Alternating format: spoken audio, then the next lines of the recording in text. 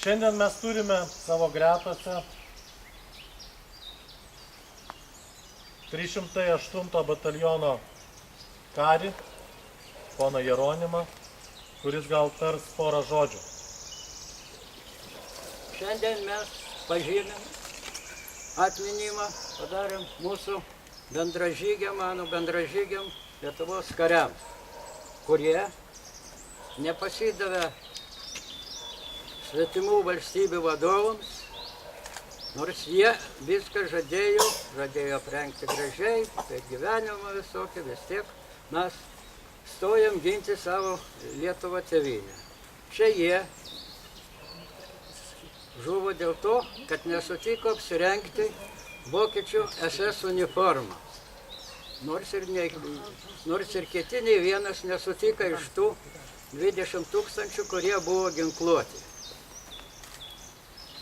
Juos suėmė, išrikiavo į rikiuotę ir kas 5 arba 6 išeiti. Vienas iš tų karių dar yra gyvas, kuris stovėjo eilė, jis buvo, kaip pirštas ėjo, tai trečias, tai, o jis sako, tada klausė, ar tu savanoris ar būtinos tarnybos? O jis buvo atėjęs puskarnikis iš būtinos tarnybos ir pasako, būtinos tarnybą. Tada taip, 4 mums ir išeiti.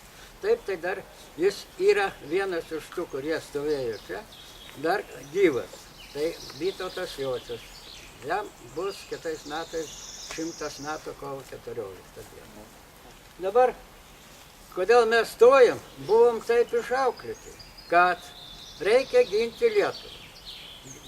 Mums buvo pavyzdys 18 metų savanoriai, kurie apgynė.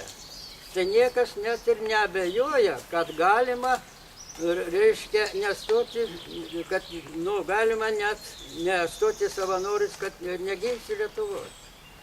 Tokiu būdu vokiečiai pamatė, kad mes per savaitę 20 000 ir apginkluoti jau buvo, tai uždraudė daugiau jau paimti, nesako, susto 100 000 arba 200 000 bus Lietuva nepriklausoma, jie norėjo, buvo pavergėjai. Ką daryti? 46 metais, balandžio 6, 7 batalionai įžygiavo į Vilnių ir į Vilniaus kraštą, iškėlėm trispalvę vėliavą Gedimino pily, jį iškabėjo iki gegužės 15, 10 balandžio Trakuose buvo iškelta vėliava ir kautynės buvo pradėtas 10 balandžio su pavergėjais. Mūsų kariuomeniai nepavyko prieš tokius galingus priešus atsilaikyti. Žuvusi yra Ašmenos laukuose mūsų metinė žemė 162. Turgelių kautynėse 12 eilinių ir kapitonas. Karo mokyklos Marijampolėje kovose nepasidavė, 6 žuvę. 106 Sėdos kautynėse. Taip. Tokiu būdu tenka man tik tai pagerbti tos vyrus, kurie nepabijojo atsisakyti ir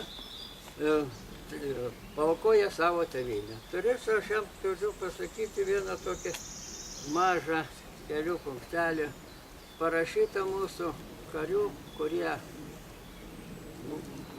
reiškia, išliko gyvi, tokį eilėraštį. Mes niekad nepamiršim to vasario, kai ordos ir vėl atėjo iš rytų klaikių ir tvirtą žodį generolas tarė, už ginklo vyrai, už ginklą jūs šaukiu.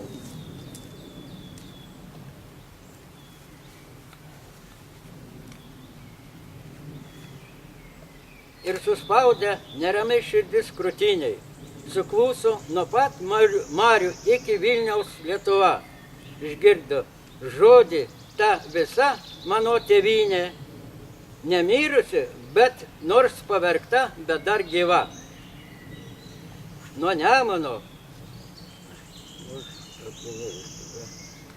nuo Nemuno, Nevėžio, nuo Šventosios Gojų ir nuo Neries žalių krantų pakilo vyrai ir prie ginklo atėjo ginti tėviškas nuo priešų iš rytų. Palikę tėvą, motiną ir seserį ir arklą dirvoj ir knygos klases išėjom iš namų audringą tą pavasarį, palikę mylimų gelsvas kasas. Paulavičius buvęs karo mokyklos kariūnas parašė, bet jis jau myli, čia parašė. Dabar taip pasakysiu. Didžiojo vado pašaukti mes ėjom ginti Lietuvos, kad ji niekada nevergautų svetimtaučiam niekados. Tokiais mus išmokė tėvynė, tokiais mes liksim iki pabaigos. Ačiū. Labai ačiū ponui Jeronimui. Dabar dar trumpam žodžiui pakviesime vietinės rinktinės karį poną Antaną. Aš atstovauju jaunesniuosius Plechavičiaus karius. Mes jau Plechavičiaus, ne. Aš pavyzdžiui gimęs, kai dar Plechavičius gyvas buvo, bet jau gyvų neteko matyti, nes jis tuo metu buvo emigravęs į Ameriką. Apie Plechavičių galima pradėti nuo to, kad 26 metai, jeigu ne, tada dar majoras Plechavičius, Lietuva jau galbūt tada tapusi okupuota raudonųjų. Plechavičius atvedė į valdžią Smetoną, padedant keletui karininkų. Ir nuo to Lietuva tik tai tvirtėjo. 40 metais turėjom tokią vyriausybę, kuri niekiek nesipriešino. O kada 44 metais, vasario 16, Plechavičius vėl pakvietė Lietuvos vyrus į vietinę rinktinę, jis galvojo sukurti Lietuvos kariuomenę, kuri galėtų pasipriešinti, nepalaikydama vokiečius, bet pasipriešinti Lietuvos teritorijoje, etninės Lietuvos teritorijoje ateinantiems raudoniesiems. Kas iš to gavosi, vokiečiai norėjo juos mesti į frontą vietinę rinktinę pagal savo išmanymą, pagal savo parėdimą vietinė rinktinė. Nepakluso, generolas Plechavičius davė įsakymą įsiskirstyti, kad įspėjo įsiskirstyti. Žinau, tada ryšys buvo biškai blogesnis, kad dabar kiti nespėjo. Tai vieni buvo paimti vokiečių čia sušaudyti, kiti mūšiuose žuvo. O jums vyrai, kaip sakoma, visus skaitau kariais, ir kariai neturi lyties. Karys, žodis karys jau reiškia šventą dalyką. Jis nedalyjamas į vyrus, nei į vyrus, nei į moteris. Yra karys ir jis jau yra karys. Jūs esat vyčiai Lietuvos, o žodis vytis. Žinot, atėjo pas mus, mums davė artimiausios tautos,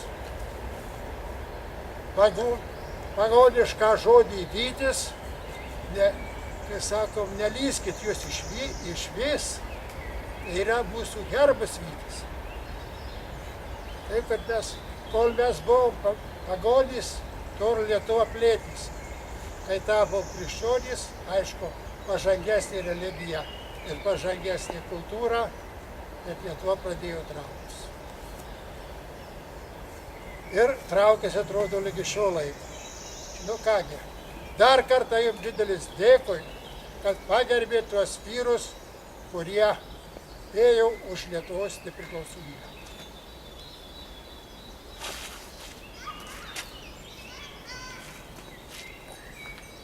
Ačiū ponui Antanui. Dabar mes čia turim savo gretose ir ponę Jovitą, kurios tėvelis čia yra palaidotas. Čia, atsiprašau.